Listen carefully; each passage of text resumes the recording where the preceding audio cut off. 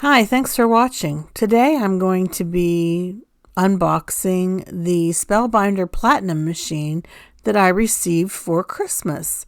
This is the full-size machine with an 8.5-inch platform, and the universal plate system is included, and I'll show you how that plate system works. We're also going to make a card. This is what the card looks like. Let's get started. I removed the machine from the box and installed the crank handle, which is how you turn it. And I used the little wrench that comes with the box, and it's a little Allen wrench that's used to tighten up that handle for cranking. You get an instruction manual, and the instruction manual gives you some ideas on how to use your plates. You can pick this package, which has the die and embossing folder bonus as an add-on. The die says happy birthday. It has the words and the outline plus a little flower. And this is a 3D embossing folder. And we're going to try that out in a minute. And I need to register my machine, so don't forget to do that. Alright, so the first layer that I have here is the shim. It's a thin piece of plastic, and it is layer F. Next we have layer E, and this is the embossing mat. It is a softer piece of matting, and this one is the hard mat. D, this is the adapter plate, which is great. You use that for your 3D embossing folders. Then you have two cutting plates. Those are and then layer B is what they call the platform top, and then layer A is the platform base. All right, so let's go ahead and open up our Platinum XL. It's not necessarily called that on the website, but to me it's XL because it's big. It's 8.5-inch cutting area. All right, so I kind of did this wrong, but bear with me. I am figuring out the proper method, and actually you want to put the layer B right above layer A. So layer A is the platform base, layer B is the platform top, layer C is the cutting plate. Then you would put your paper or your cardstock. Then you would put your cutting die cut side down, and then you would put your second cutting plate. And it says use shim as F. Use shim F as needed on platform top B. And so if you do need to use the shim, it goes right above the platform top before you put your cutting plate. Now I have this die set from Spellbinders, and this one is called Picot Petite Rectangles. It has a nice fancy edge to it, and I thought that if anything I would want to try it with this die because it's quite intricate on the edges. And sometimes with die cutting machines, when you go to cut, you know, it'll be uneven. For example, one side of this Petite Rectangles die will cut great, but the other side will cut not as great because it doesn't go all the way through. That's because either your plates are warped or you don't have enough pressure. So that's why I'm grabbing this one to test as my first test going through. So I picked the color scheme of gold and maroon, which I think is a nice color scheme. So that's what I decided to go with. Now my gold paper is a metallic cardstock. So what I'm doing is, look at this. I'm placing a bunch of dies on this platform. I've got the largest rectangle, and it's just a little bit at an angle. And the same with the small rectangle. So I do that to help eliminate any speed bumps going through the rollers. Just gives it a little bit of a chance to be a smoother cut. And then I'm going to use some of the Spellbinders Best Craft Tape Ever and tape down these dies just so they don't slide around when I run it through the machine. And then I'll take my cutting plate and just lay it right on top. And this is where I'm trying to figure out what to do with the platform. And I'm like, oh no, that's not where it goes. Wait a minute. Oh, look, this tells me where it goes. So the guide that's included on the platform top and the platform base is extremely helpful. So you can see, oh, now I got it. Okay, now I got it. So I'm just, rearranging things. Again, this is a brand new machine for me. This is the first time I used it straight out of the box. So I'm just learning, and I just love how big this platform deck is. Look at this. I'm cranking it through. Now I have arthritis in my hands. It was a little tough this first time, but then after that, it wasn't as tough for me to crank it through. Probably because it's a brand new machine and I'm using this intricate die. And it did a great job. It cut perfectly all the way through. It's got a little bit of weeding that needs to be done, but really not that much in the scheme of things. And look at that. Look at that. It just cuts so smoothly. I'm really pleased with that. Now let's look at the bigger one. And we'll see if we've got, oh, look at that. All the corners, all the edges cut first time out. And really pleased with this. I just have a little bit of weeding to do. So not bad. I think that is very impressive. I'm going to go ahead and weed this. I think I'll weed this on fast forward just to save a little bit of time on the length of my video. And here you see how those two look so nice together.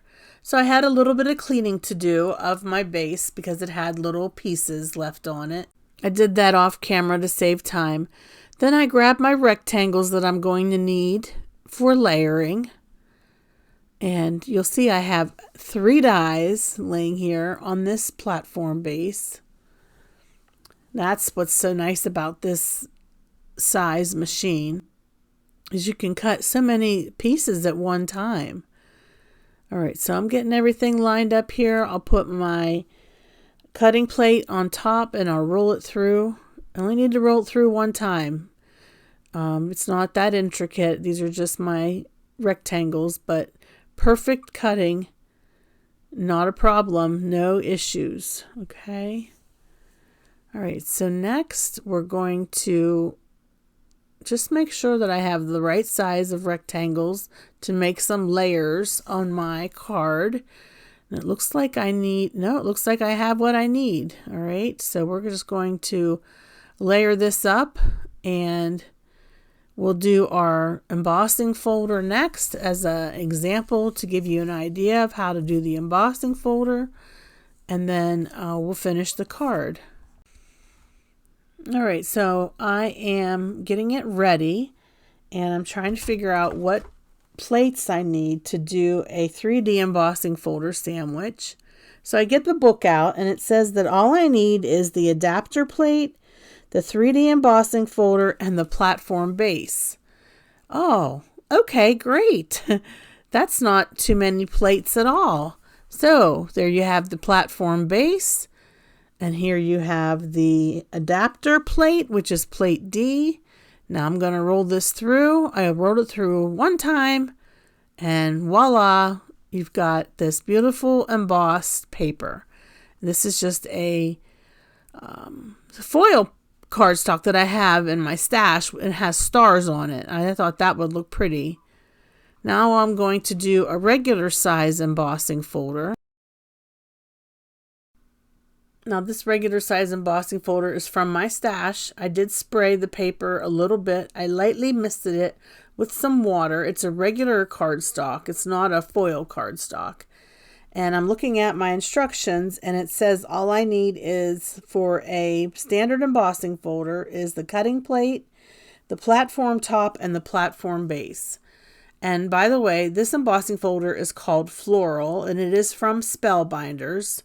It's number SES007. And that turned out perfectly. One time through the machine. I didn't have to go back and forth. Looks great. My paper is not cracked. I'm very pleased with the results that I'm getting from this new machine. New for me. Okay, now I have these happy birthday sentiment dies that came with the machine. Depending on which package you purchase, there's some add-ons that are included.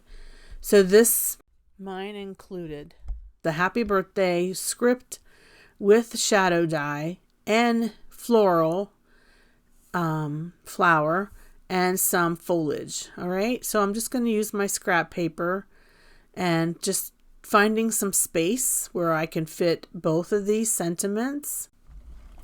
All right, so I'm going to grab my tape from Spellbinders, best craft tape ever. It's nice. It's a nice washi tape. It's got a lot of stick to it, but it doesn't tear my paper, which is why I like it so much.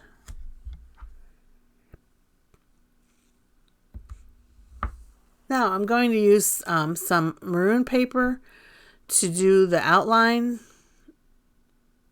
dies. These will go behind, sort of like a shadow. These will go behind, and I'm just finding some space here, which is so nice because there's so much space available. Well, then I decided to rearrange things. Well, considering I have all this space, why not? And I'm putting the happy birthday, right on top of a piece of maroon cardstock. I taped it to the gold pearlescent, and then I put it on top of the maroon. The maroon is pretty thick. It's probably 110 pounds. Okay, next I'm just going to remove the tape from the die cut shadows. That one is for birthday, and this one is happy. And then I'm looking at my happy birthday script, and it's there.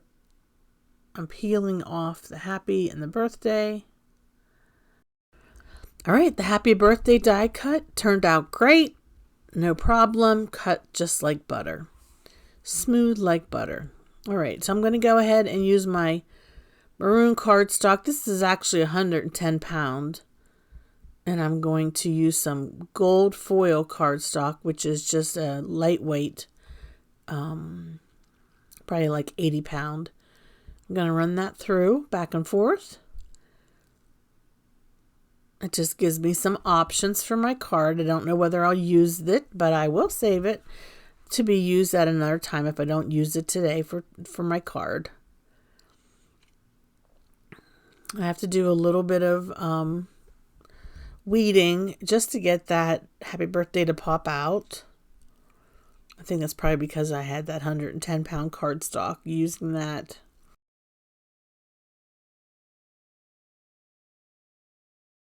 Okay, next I'm just going to assemble my card. I have some double-sided tape.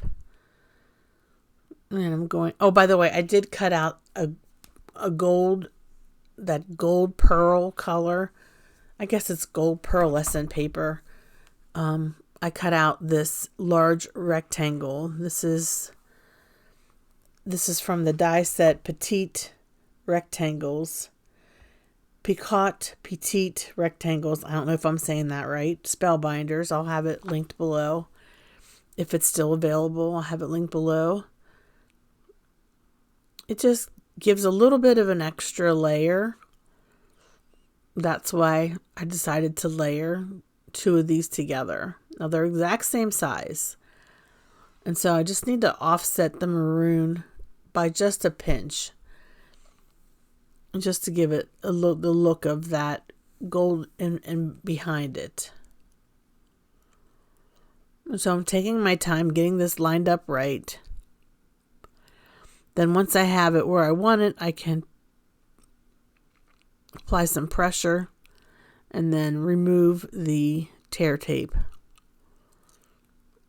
That looks pretty good. Now let's do the rest. All right, we've got to adhere these all together. And I'm just using a tape runner. I'll have all of the things that I used today linked in the description box below, as well as my affiliate link for Spellbinders. If you do go shopping there, I would ask that you please use my link. It doesn't cost you anything, but it certainly helps my channel tremendously.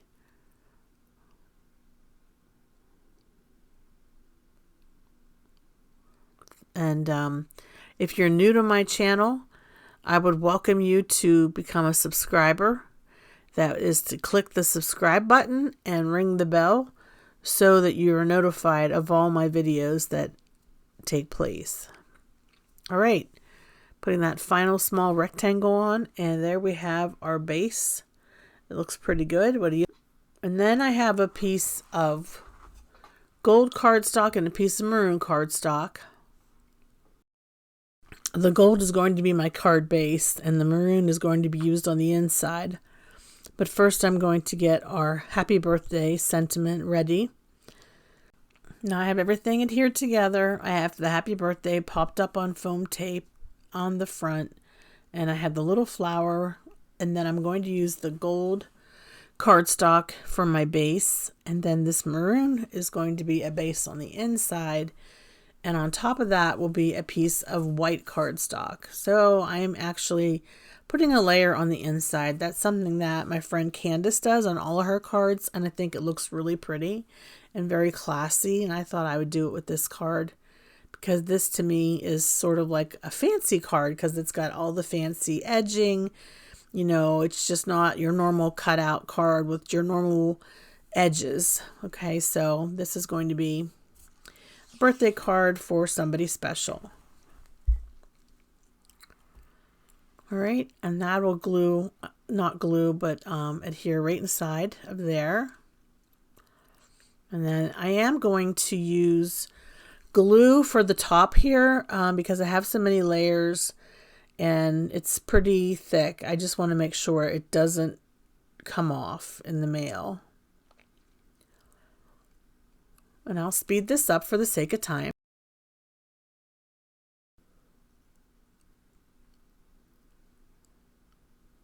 Uh-oh, I almost did it upside down. Wouldn't that have been nice? And the wet glue gives me a chance to wiggle it a little bit and get it straight. Okay, now for my sentiments, I have two stamp sets. One is from Penny Black. It's called Carefree Wishes. And the other is from Hero Arts. And that's Hero Arts Birthday Messages. I will have both of these linked below, but I am combining them. So from the Carefree Wishes Penny Black, it says, wishing you a fun and carefree day. And then from the Hero Arts, it says, have a beautiful birthday. So the fonts are similar. It's not going to look too strange to put two stamps from two different stamp sets together. I just thought that I have a lot of space on this card because it's not your typical A2 size card. It's a little bit bigger, and it gives me the opportunity to customize that inside. And let me measure this. So this card base is 6 1/4 long and 5 inches high. So we'll just call it a 5 by 6 1/2 card. All right. I'm using Memento Tuxedo Black ink to stamp my sentiments.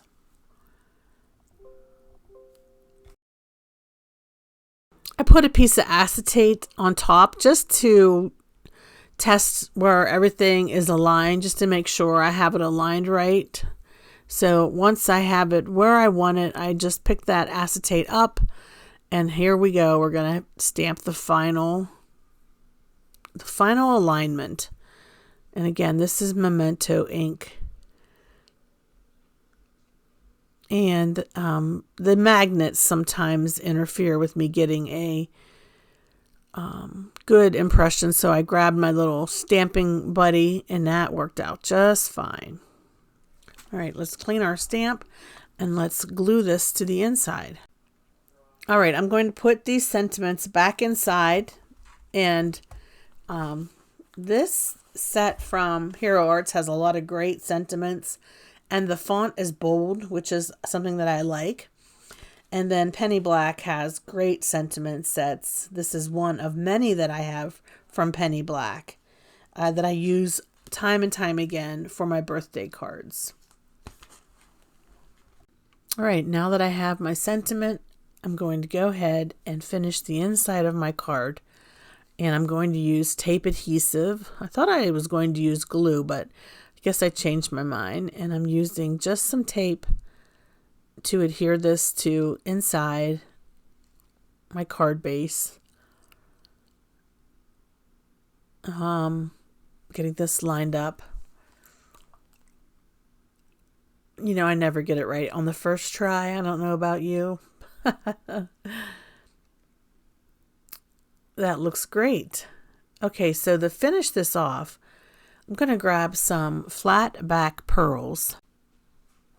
Actually, they're flat back rhinestones, and they're kind of a gold color, kind of, I don't know, like an antique gold color. And I'm just going to put one of those rhinestones on the flower and then one above the eye for the dot on the eye, which I lost that dot. It's called a tittle. I lost it when I was die cutting. I wasn't even thinking about looking for it. I guess I had my mind focused on just getting the right cutting plates, making sure that everything was going through smoothly. Okay, so that was easy enough just to add to the card. And if you hold on a second, I have a couple still photos of the card up front, up close. Thanks so much for watching today. I hope you enjoyed my demonstration of the full-size Spellbinders Platinum machine as well as the universal cutting plates. If you enjoyed this video, please give it a thumbs up. If you're new, please subscribe and ring the bell so that you're notified of all of my future videos. And please leave a comment letting me know what you think. I really appreciate it. Have a hopeful day. Bye-bye.